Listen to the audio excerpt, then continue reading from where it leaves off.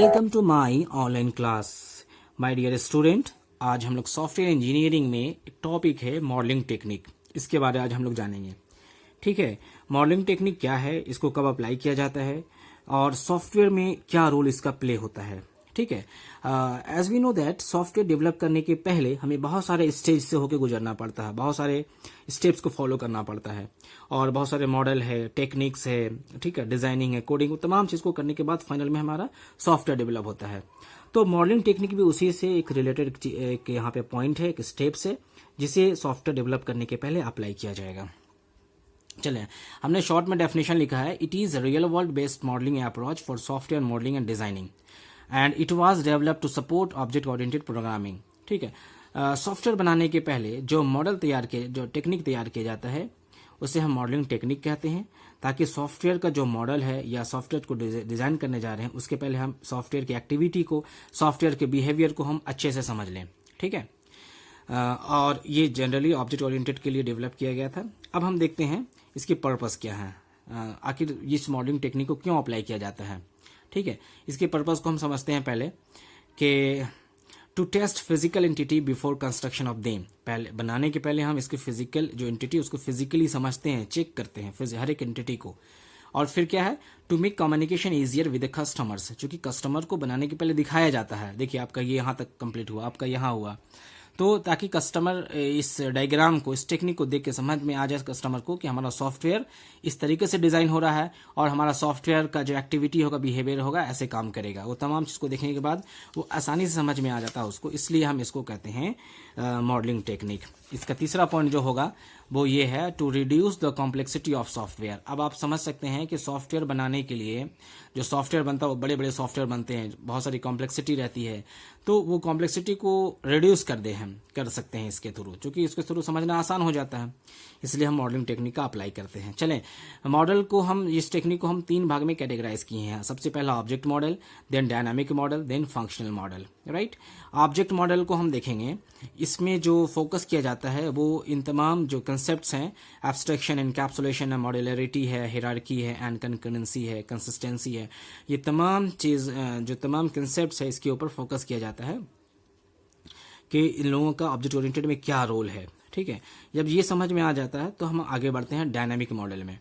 ठीक है, dynamic model में जनरली फोकस होता है ऑब्जेक्ट के स्टेट्स पे, इवेंट्स पे, स्टेट डायग्राम पे, रिलेशनशिप्स पे, कि हमारा ऑब्जेक्ट का स्टेट क्या है और वो चेंज कब होगा, कौन सी इवेंट अप्लाई होगा, इवेंट अप्लाई होने के बाद वो चेंज कैसा हो। जैसे मान लीजिए हमारा स्क्रीन है, स्क्रीन को हमें अभी रेड कलर, इसको हम ब्लू करना है, तो ब्लू करने के लिए हमें क्या चाहिए, मान लीजिए हम यहाँ क्लिक करेंगे या माउस मूव करेंगे, कोई भी इवेंट अप्लाई कर सकते हैं, तो हमारा एक कलर चेंज हो रहा है। तो ये देखिए ऑब्जेक्ट का स्टेट को चेंज हो जाना इवेंट के थ्रू, तो ये कहलाया डायनामिक मॉडल। उसके बाद देखते हैं functional model. Functional model generally focus होता है डीएफडी के ऊपर और डेटा स्टोरेज के ऊपर, कि हमारा डेटा फ्लो कैसे हो रहा है, डेटा स्टोर कहाँ हो रहा है, तमाम चीज़ को समझने के लिए हम फंक्शनल मॉडल पे फोकस करते हैं। ठीक है, अब इसको हम थोड़ा और समझते हैं कि डायनेमिक मॉडलिंग टेक्निक का जो फेजेज है वो क्या होता है। देखिए मैंने एक डायग्राम बनाया आपके सामने, मॉडलिंग टेक्निक के फेजेज, इसको हमने 4 फेजेज में बांटा है, एनालिसिस में, सिस्टम डिजाइन में, ऑब्जेक्ट डिजाइन में और इम्प्लीमेंटेशन में। आप देखिए यहाँ पे एनालिसिस वही है जो हम लोग पहले एसडीएलसी में करते थे, पहले प्रॉब्लम को समझना, उसकी रिक्वायरमेंट हमारे पास में है, रिक्वायरमेंट्स को कैसे अप्लाई किया जाएगा प्रॉब्लम को सॉल्व करने के लिए, इसका आउटपुट क्या हो सकता है, तमाम चीज़ को समझने के बाद, एनालाइज करने के बाद हम आगे बढ़ेंगे सिस्टम डिज़ाइन के ऊपर। अब यहाँ पे सिस्टम डिज़ाइन जो है, ये सिस्टम का आर्किटेक्चर के ऊपर फोकस किया जाएगा। ठीक है, डेटा स्टोरेज के ऊपर फोकस किया जाएगा और डिफरेंट टाइप्स ऑफ जो डिज़ाइन होगा, डीएफडी होगा, आपका ईआर डायग्राम होगा, एंटिटी रिलेशनशिप डायग्राम होगा, वो तमाम चीज़ को इस फेज पे फोकस किया जाएगा। ठीक है, उसके बाद देखते हैं ऑब्जेक्ट डिजाइन। चूंकि एक सॉफ्टवेयर में बहुत सारे क्लासेस हो सकते हैं, बहुत सारे ऑब्जेक्ट्स हो सकते हैं और तमाम के बीच में रिलेशनशिप होगा, एसोसिएशन होगा, तो इस पे जनरली इस फेज पे उस पर फोकस किया जाता है। ऑब्जेक्ट का एसोसिएशन क्या है, तालमेल क्या है, कैसे काम कर रहा है, ये तमाम जो फेजेस है इसके डायग्राम, इसको हम इस फेजेस को डायग्राम के थ्रू समझने के बाद हम आगे बढ़ते हैं इम्प्लीमेंटेशन की तरफ। ठीक है, अब ये इम्प्लीमेंटेशन जो है, ये तमाम जो हमारे पास जो डायग्राम है इसको कन्वर्ट कर देना सॉफ्टवेयर में, दैट मीन्स कोडिंग करना सॉफ्टवेयर में कहलाता है इम्प्लीमेंटेशन। तो ये स्टेजेस को पढ़ने के बाद हम एक चीज और देखेंगे यहाँ पे कि सॉफ्टवेयर डेवलप करने के पहले जो मॉडल या जो डायग्राम बनाया जाता है उसमें से एक हमारे पास लैंग्वेज है यूएमएल, यूनिफाइड मॉडलिंग लैंग्वेज। ये बहुत ही इंपॉर्टेंट रोल प्ले करता है सॉफ्टवेयर इंजीनियरिंग में, सॉफ्टवेयर डेवलप करने में, ठीक है ना। एक्चुअली यूएमएल जो है ये जनरली डायग्राम के ऊपर बेस्ड होता है, इसमें डिफरेंट टाइप्स ऑफ डायग्राम होते हैं। और इसकी डेफिनेशन की बात अगर हम करेंगे तो ये ऑब्जेक्ट ओरिएंटेड बेस्ड होते हैं। ये generally use to model software system के मॉडल को बनाने में यूज किया जाता है।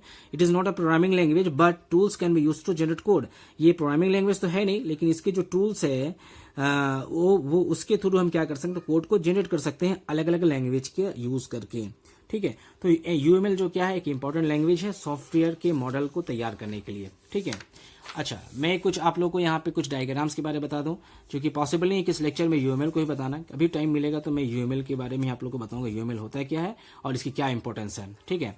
आप देखें यहाँ पे कि ये जो डायग्राम्स है, class diagram, object diagram, use case diagram, sequence diagram, collaboration है, एक्टिविटी है, डिप्लॉयमेंट है, कंपोनेंट है, ये सारे डायग्राम जो है आपका यूएमएल में है, ठीक है। और सबका अलग फंक्शन, सबकी बिहेवियर अलग, सबका डायग्राम अलग, लेकिन सब सॉफ्टवेयर डेवलप करने में अलग अलग रोल प्ले करते हैं। मैं एक यूज केस का आपका छोटा सा एग्जाम्पल बनाया हूँ यहाँ पे। देखिए यहाँ पे स्टूडेंट और टीचर के बीच में इंटरेक्शन कैसे हो रहा है। स्टूडेंट जो है अटेंडेंस चेक कर सकता है, स्टूडेंट चेक टाइम टेबल कर सकता है, स्टूडेंट जो है टेस्ट स्कोर को चेक कर सकता है, ठीक है।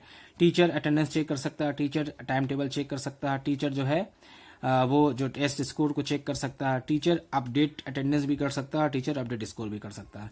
देखिए यूज केस में हम ये वाला जो इलिप्स है इसको हम यूज केस कहते हैं, ठीक है। ये जो सिंबल है इसको यूज केस कहेंगे और ये दोनों को हम एक्टर कहेंगे। ये जो टीचर स्टूडेंट की एक्टर कहलाता है। एक्टर और यूज केस से जो मिलकर डायग्राम बनता है उसे हम क्या कहते हैं, यूज केस डायग्राम। तो आपने देखा इसकी इंपॉर्टेंस क्या है, इससे समझ में आ जाता है कि इंटरेक्शन क्या बीच में। इसी तरीके से सॉफ्टवेयर डेवलप करने के लिए बहुत सारे एक्टिविटी डायग्राम या कोलैबोरेशन डायग्राम को डेवलप किया जाता है, बनाया जाता है, ताकि जो सॉफ्टवेयर की बिहेवियर, उसकी एक्टिविटी, उसकी डेटा फ्लोइंग को समझा जाए, ठीक है।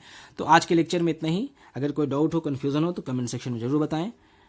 Thank you very much.